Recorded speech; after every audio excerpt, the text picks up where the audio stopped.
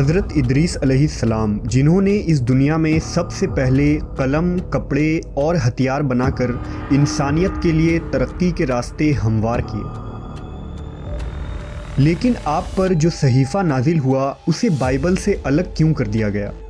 The book of Enoch ایک ایسا صحیفہ جو شاید دنیا کی سب سے پر اسرار کتابوں میں ایک ہے، کیونکہ اس کتاب میں اس کائنات کی پیدائش، حضرت آدم علیہ السلام کے زمانے کے پر اسرار کہانیاں اور ایسے راز لکھے ہیں جو شاید ہمارے پڑھے گئے تاریخ سے میل نہیں کھاتے۔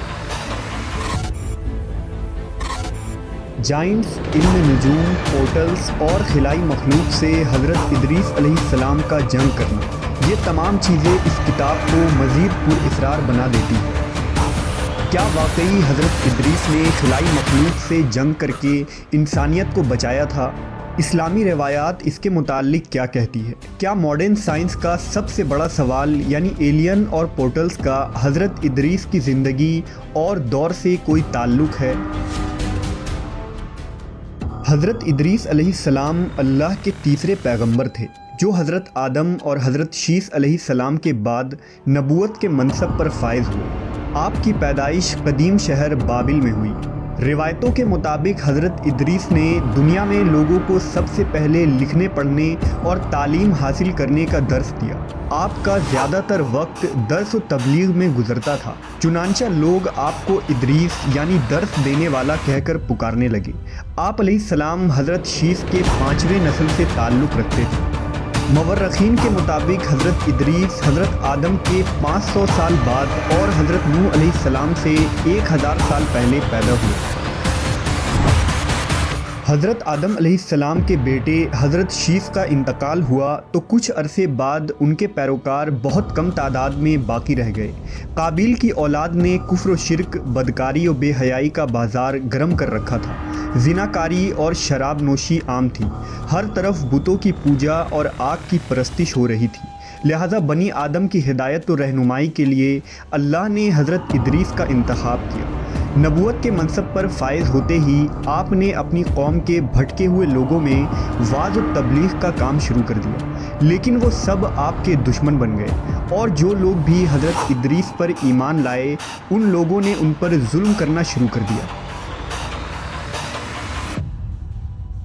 لہٰذا حضرت ادریس نے اپنے پیروکاروں کے ساتھ بابل سے ہجرت کرنے کا ارادہ کیا۔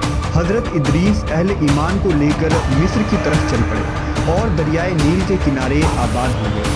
یہ ایک سرسبز و شاداب علاقہ تھا۔ حضرت ادریس اور آپ کے ساتھیوں نے یہاں دعوت و تبلیغ کا کام جاری رکھا اور ان لوگوں نے یہاں مختلف علوم سیکھ کر خوب ترقی کی۔ اللہ نے قرآن مجید میں حضرت ادریس کا ذکر یوں فرمایا ہے، اور اس کتاب میں ادریس کا بھی ذکر کیجیے، بے شک وہ بڑے سچے نبی تھے اور ہم نے ان کو بلند رتبے تک پہنچایا تھا۔ حضرت ادریس نے ہی سب سے پہلے قلم سے لکھنا اور کپڑا سینا ایجاد کیا۔ ان سے پہلے لوگ عموماً جانوروں کی کھال کو بطور لباس استعمال کیا کرتے تھے۔ حضرت ادریس وہ پہلے انسان تھے جنہیں علم نجوم اور علم الحساب یعنی ایسٹرولوجی اور میتھمیٹکس کا علم بطور معجزہ عطا کیا گیا تھا۔ کہا جاتا ہے کہ آپ کو 72 زبانوں کا علم تھا اور دنیا کی تمام قدیم بنیادی زبان مثلاً عربی، سریانی، لاطینی، یونانی، عبرانی اور مصری زبان کی بنیاد آپ نے ہی رکھی تھی۔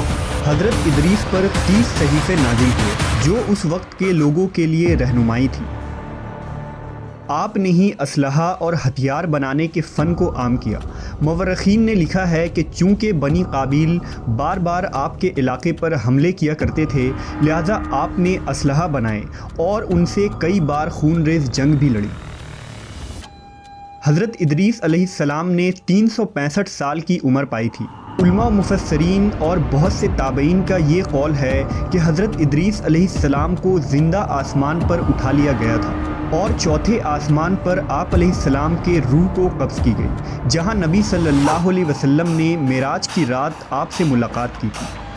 مشہور مصنف جمال الدین القفلی نے لکھا کہ عراق و ایران کے سرحدی علاقوں میں آباد التیمہ نامی ایک قوم حضرت ادریس کی باقی بچے ماندہ قوم میں ہے، جو سائبین کی ایک شاخ ہے۔ یہ لوگ خود کو ادریسی کہتے ہیں۔ یہ لوگ ستارے کو اپنے دینی رسومات کا ماخذ سمجھتے ہیں اور اپنی عیدیں اور قربانیاں ستاروں کے عروج اور رجوع کے وقت کے مطابق مقرر کرتے ہیں۔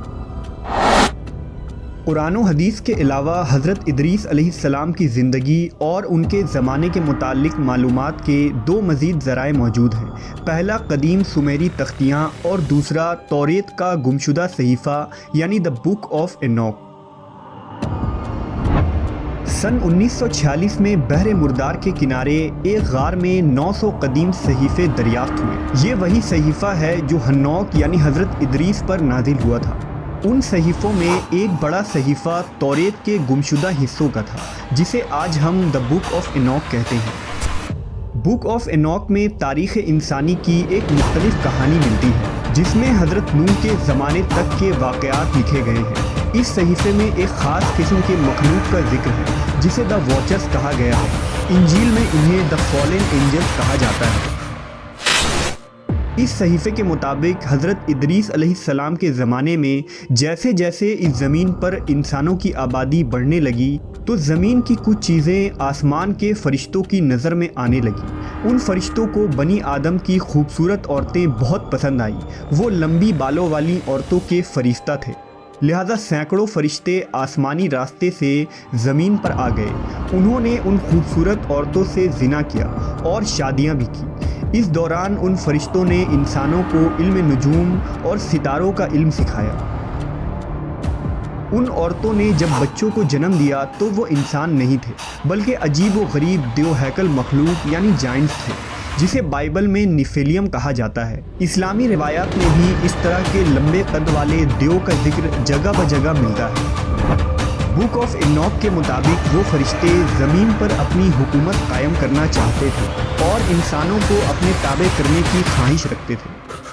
دراصل اہل کتاب یہود و نصارہ کا یہ عقیدہ ہے کہ ابلیس ایک فرشتہ تھا اور اس نے جب اللہ کی نافرمانی کی تو وہ مردود ہو کر ابلیس کہلایا، جبکہ قرآن و حدیث کے مطابق ابلیس فرشتہ نہیں بلکہ ایک جن تھا۔ لہٰذا اس غلط عقیدے کی بنیاد پر توریت اور عیسائی لٹریچر میں ان مخلوق کو فرشتہ لکھا گیا ہے، جبکہ فرشتے اللہ کے حکم کے تابع ہوتے ہیں، نہ ہی وہ نافرمان ہوتے ہیں اور نہ گناہ کر سکتے ہیں۔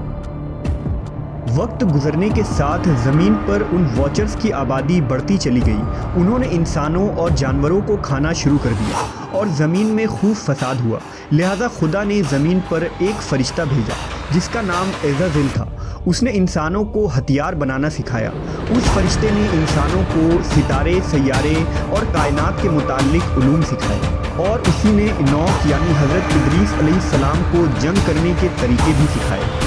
جب ان واچرز کے جرائم حد سے زیادہ بڑھ گئے تو اللہ کی طرف سے ان پر عذاب نازل کرنے کا فیصلہ ہوا۔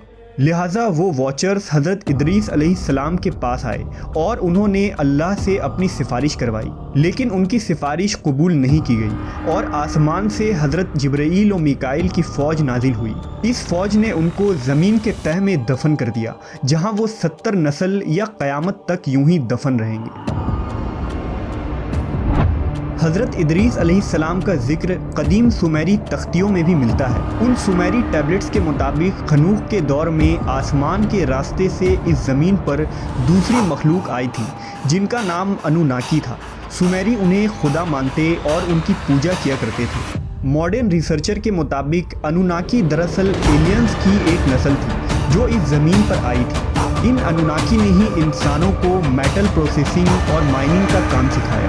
اس کے علاوہ ایسٹرونومی، سائنس، میتھمیٹکس، کاسمیٹک کا استعمال اور ہتھیار بنانا بھی سکھایا، جس کی وجہ سے انسانی تہذیب پروان چڑھی۔ اسرائیلی روایات، صحیفہ اینوک اور سومیرین ٹیبلٹس کے ساتھ اگر اسلامی روایات کو جوڑا جائے تو حضرت ادریس علیہ السلام کے دور کا ایک ایسا خاکہ بنتا ہے جس سے دوسرے سیارے پر خلائی مخلوقات کی موجودگی اور پورٹلز کی موجودگی ثابت ہوتی ہے۔ عین ممکن ہے کہ وہ فالن اینجلز، واچرز یا انوناکی کوئی خلائی مخلوق ہوں جو دوسرے پلانٹ سے ہمارے زمین پر حملہ آور ہوئے ہوں اور جن سے حضرت ادریس علیہ السلام نے جنگ کیا اور انسانی تہذیب کو بچایا۔ کیا جدید سائنس جس پورٹلز اور ایلین کی تھیوریز پیش کرتی ہیں، یہ تمام چیزیں حضرت ادریس کے دور کی ٹیکنالوجی تھی؟ قرآن و حدیث کی جدید سائنسی تعبیر کیا نئے رازوں سے پردہ فاش کرنے والی ہے؟